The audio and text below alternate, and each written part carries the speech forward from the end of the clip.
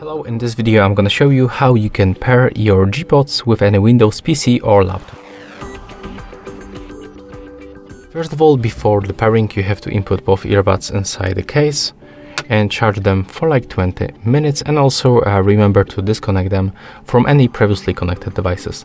Next, open this case and then find this button, click and hold it until this indicator on the front starts blinking white. There we go. Right now we can release.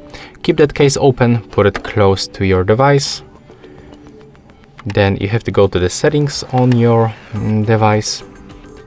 Go for the left side for the Bluetooth and devices.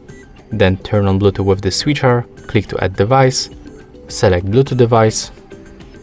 And from this list you have to pick your HHOGene GPods. There we go, we are successfully connected. Click done. And then you can also check for the output and the input device in the sound settings. As you can see, we have to manually switch for the microphone of our HHOGene GPods. So click on this dot. That's all for this video. Hope you like it.